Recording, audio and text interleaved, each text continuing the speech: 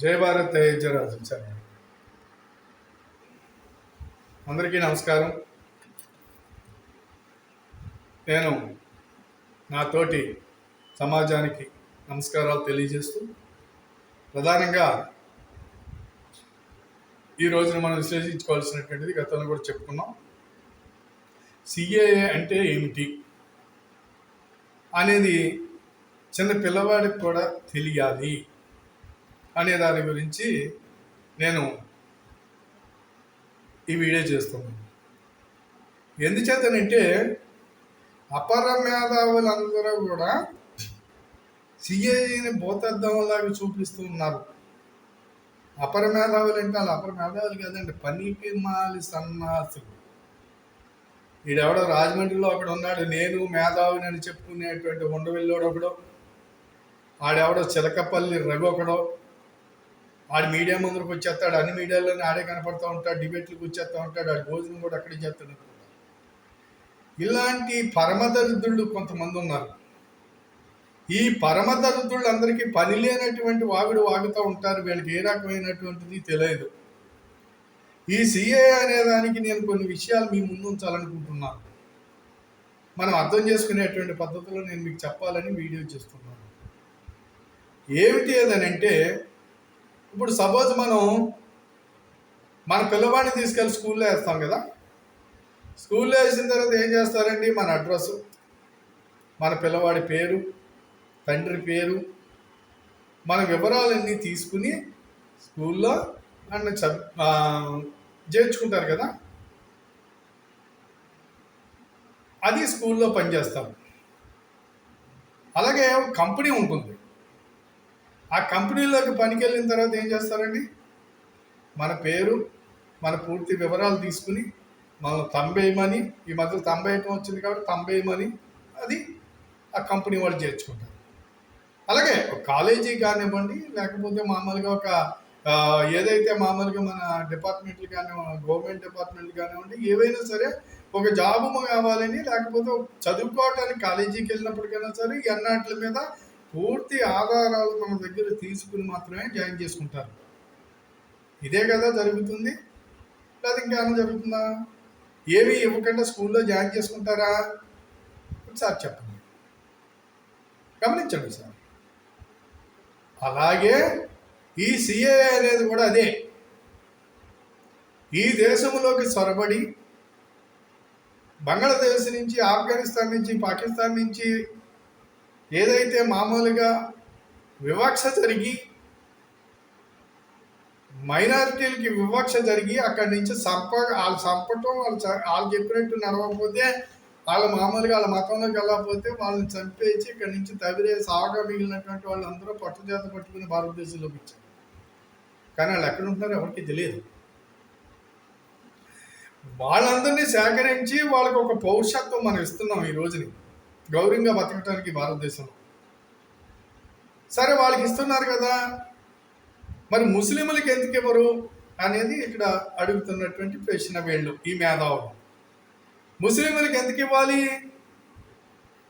ఎక్కడి నుంచి వచ్చారు వీళ్ళు? ఆఫ్ఘనిస్తాన్ ముస్లిం దేశం, పాకిస్తాన్ ముస్లిం దేశం, బంగ్లాదేశ్ ముస్లిం దేశం, అక్కడ బర్మా ముస్లిం దేశం. ఈ దేశాల నుంచి వివక్షకు గురయ్యి వచ్చినటువంటి వాళ్ళకి మనం ఇక్కడ కల్పిస్తున్నాం స్థానం. వాళ్ళు ఎక్కడికి వెళ్ళడానికి మార్గం లేదు కాబట్టి.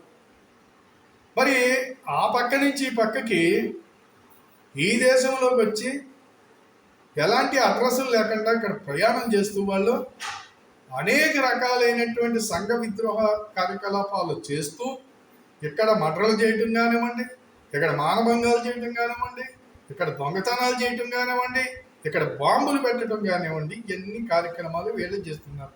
ఎవరు? ముస్లింలు. మరి వాళ్ళకి మనం పౌరుషత్వం ఇక్కడి నుంచి మనం పంపించేస్తాం బయటికి. ఈ టైప్ ఆఫ్ అందరినీ కూడా ముస్లింలు అనే వాళ్ళని మనం పౌరుషత్వం ఇవ్వం. భారతదేశంలో ఉన్నటువంటి ముస్లింలందరికీ పౌరుషత్వం ఒకసారి వీళ్ళ పౌరుషత్వం ఉంది. కానీ ఏదైతే సొరబాటు అక్రమంగా ఈ దేశంలోకి వచ్చి మామూలుగా ఇలాంటి కార్యకలాపాలు చేస్తున్నారు కాబట్టి వీళ్ళని మన దేశం నుంచి పంపించేస్తాం. ఇప్పుడు కాలేజీలో చూసుకుందాం అండి. కాలేజీలో కొంతమంది గ్యాంగ్ ఉంటారు, ఒక పనికిమాల గ్యాంగ్ ఉంటుంది. ఆ గ్యాంగ్ ఏం చేస్తారండి, ఇక్కడ కాలేజీ వాళ్ళు ఒకటిసారి 2 సార్లు హెచ్చరిస్తారు, 3వసారి వాళ్ళకి తీసి ఇచ్చి పౌండ్ అవతలకి చెప్పి పంపించేస్తారు, కాలేజీ నుంచి బహిష్కరిస్తారు. అలాగే ఇక్కడ మామూలుగా అనేక రకాలైనటువంటి జనం ఇక్కడ ఏర్పడి భారతదేశం మనకి ఎవడో ఏంటో ఏం చేస్తున్నాడో మనకి తెలియకుండా ఇక్కడ అనేక రకాల కార్యక్రమాలు జరుగుతున్నాయి. కాబట్టి భారతదేశంలోకి ఎంటర్ అయినటువంటి వాడు ఎవడు ఏంటి వాడు అనేటువంటి వివరాలు తీసుకుని ఈ రకమైనటువంటి పద్ధతిలో మనకంటూ ఒక అటెండెన్సీ ఉండాలి. కాబట్టి దాని ప్రకారంగా ఇక్కడ మామూలుగా మనం చేయటం కోసం ఈ రకమైనటువంటి సిఏఏ అనేటువంటి ఒక చట్టాన్ని తీసుకొచ్చారు. దీనికి ముస్లింలకి ఇక్కడ ఇవ్వాల్సినటువంటి అవసరం ఏం లేదు. వాళ్ళకి దేశాలు ఉన్నాయి పక్కన, పాకిస్తాన్ అక్కడి నుంచి వచ్చారు అక్కడికి వెళ్ళిపోతారు, బంగ్లాదేశ్ అక్కడి నుంచి వచ్చారు అక్కడికి వెళ్ళిపోతారు. వాళ్ళ మెజారిటీ పీపుల్ అక్కడ వాళ్ళు తవిరేశారు. వీళ్ళు బతకడానికి లేకుండా అక్కడ చంపేసి సావదోపి ఇతర మతాల వాళ్ళని, క్రిస్టియన్ కానివ్వండి, క్రిస్టియన్ కానివ్వండి, బౌద్ధులు కానివ్వండి, జైన్లు కానివ్వండి, వీళ్ళందరూ తవిరేశారు యువతలకి. వాళ్ళు చంపగా మిగిలినటువంటి వాళ్ళు యువతలకు వచ్చిన వాళ్ళకి మనం పౌరుషత్వం కల్పిస్తున్నాము. వాళ్ళకి ఎంతమందికి పౌరుషత్వం మనం ఇచ్చాము, ఎవడో ఏంటో ఒక అడ్రస్ అనేది మనకు ఉండాలి. కాబట్టి ఈ రకమైనటువంటి ఏర్పాటు దేశ రక్షణ కోసం ఏర్పాటు చేసేటువంటి ప్రక్రియ, ఈ ప్రక్రియని వ్యతిరేకించేటువంటి పనికిమాలి బోకినా కొడుకులందరూ భారతదేశంలో ఉన్నారు. ఈ మేధావులని చెప్పుకునేటువంటి సన్నాసనా కొడుకులందరూ ఇక్కడ తగులడ్డారు. వాళ్ళు చెప్పేటువంటి వాళ్ళు చెప్పేది ఏదైతే ఉన్నదో ముస్లింలకి ఇక్కడ ముస్లింల పైన ముస్లింల నుంచి పంపేయడానికి చేస్తున్నారు, ముస్లింలందరినీ దేశం నుంచి తోలేస్తారు. ఎవరు చెప్పి ఇలాంటివి చెప్పి ముస్లిం సోదరుల్లో అభద్రతా భావం కల్పించడం కోసం, ఒక సమస్యని దేశంలో సృష్టించడం కోసము ఇలాంటి వాళ్ళందరూ కూడా చేసే కార్యక్రమాలు. అయితే ఈ వేళ పప్పులు ఉడుకు ఇదివరకంటే ఎవరికి తెలిసేది కాదు. ఈడే మేధావి అనుకునేవాళ్ళం, ఈ పనికిమాలుడు మేధావి అనుకునేటం ఇలాంటివి జరిగేవి. ఈ వేళ ఎవడన్నా వింటాడా? ఇక్కడ ఉండవిల్లు ఉన్నాడు, ఉండవిల్లి అరుణ్ కుమార్ అనేవాడిని ఎవడన్నా ఏ పార్టీ వాడన్నా పిలుస్తాడా? లేకపోతే ఎవడన్నా తనకి గౌరవంగా ఎవడన్నా తన మాటలు వింటాడా? తన సోది ఎవడన్నా వింటాడా? ఈయనడు. ఎందుచేత అంటే తనేంటి అందరికీ తెలిసిపోయింది కాబట్టి. ఎందుకంటే ఇలాంటి వాళ్ళందరూ కూడా దేశద్రోహులు.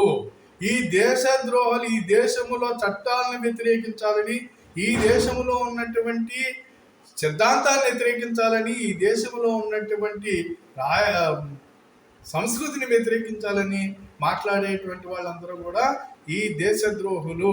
వీళ్ళ వల్ల కొంతమంది విద్రోహ శక్తులు తయారవుతున్నారు. అంతే. కాబట్టి సమాజం గుర్తించాలి నేను చెప్పేది, సమాజం ప్రశ్నించాలి నేను చెప్పేది. ఎందుకు మీకు పిల్లల దగ్గర నుంచి ఉద్యోగాల దాకా అటెండెన్స్ ఏ రకంగా ఉంటుందో ఇదే సిఏఏ అటెండెన్స్ కోసం ఈ రోజున మనం చట్టం తీసుకొచ్చాము. భారతదేశంలో ఈనాడు ఈ 10 సంవత్సరాల్లో ఎవడు యువతలకు వచ్చి బాంబులు పెట్టడం కానీ, ఎవడైనా సరే ఇక్కడికి వచ్చి సంఘ వ్యతిరేక కార్యక్రమాలు చేయాలని చూసేవాడికి ఒక భయం పుట్టేటువంటి పరిపాలన జరుగుతుంది. వాళ్ళందరూ ఎక్కడికక్కడ పొట్టల్లో దాక్కున్న పాముల్లాగా ఉన్నారు. ఎప్పుడైనా వీళ్ళ తోటి ప్రమాదం. ఇటువంటి వాళ్ళందరినీ కూడా భారతదేశం నుంచి బయటకు పంపించే ప్రక్రియ ఇది. ఎందుకంటే దయచేసి అందరూ ప్రజలు ప్రశ్నించాలి. నా దేశము, నేను ఇక్కడ సురక్షితంగా జీవించాలి, నా దేశము, నా పిల్లలు ఇక్కడ సురక్షితంగా ఉండాలి.